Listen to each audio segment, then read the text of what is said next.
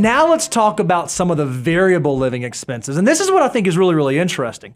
We talked a lot about how with the other aspects, there are things that you can't control and things that you can control. Well, inside of variable living expenses, I'm going to argue you have a lot of control over this one. So while inflation can be present in these areas, a lot of this is personal behavior. So do an accurate self-assessment as we talk through. Say, man, okay, maybe I'm making some decisions that perhaps are not in my best interest.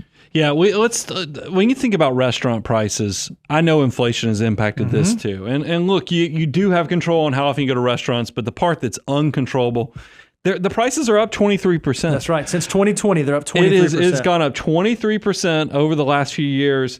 That obviously hurts, but I was shocked because, Bo, I don't mind. Once again, I'll just play the bad guy part on this episode. Daniel and the content team, when Daniel and Megan showed me this, I couldn't believe it. I was like, the average American spends $67 a week in food delivery services. And when you say food, you're talking about like Grubhub, Uber Eats, DoorDash. But when I see that stat, 60, when I see average person spend 67, I look at myself and I go, this guy ain't doing it.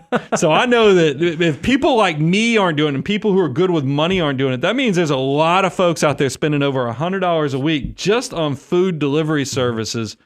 What's up? Let's talk about how significant of an impact this can have on your finances. If you just take the cost of a Chick-fil-A sandwich meal, just a regular, I think that's a number one Chick-fil-A meal. If you go in store and buy that meal, it's going to cost you $10.09. That's the baseline cost.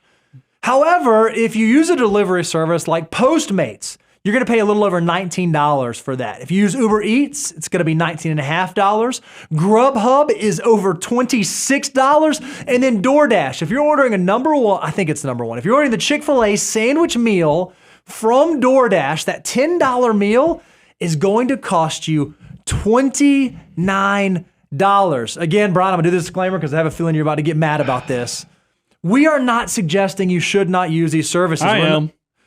We are not collectively suggesting that. But if you are using these services, make sure there's a purpose and a reason behind why you are doing this. You said, you know what? Instead of me driving 30 minutes to Chick-fil-A and sitting in line, I'm going to order this, and that's going to let me work for an additional 30 minutes. Or whatever the case may be, make sure you understand the opportunity cost of the decisions you're making. Because if you're like, oh man, it's just costing me so much to feed my family, but one of the ways you're feeding them are using food delivery services, it's probably not all inflation. It's probably some consumer behavior on your end. I remember the first time I went to Hollywood. This is back in the mid-2000s, and my wife had this whole list of all these places she wanted to go eat because that's where supposedly celebrities were going to be.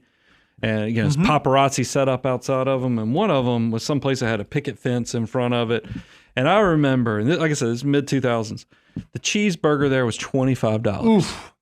And I told my wife, I was like, what are we doing? What? I'm not $25 for a cheeseburger. And then I see there are people, I don't know where they live, but it's not Hollywood. Sure. And there's not paparazzi taking pictures of them saying, look cool sitting in this restaurant eating the $25 cheeseburger. This is people delivering to their house a $30 Chick-fil-A sandwich that they could have for a third of the price. What are y'all doing? I mean, this is the part, if you're not funding your Roth IRA, if you're not maxing out your 401k and you're still using these services, you should feel somewhat convicted that I don't even know how these businesses are working.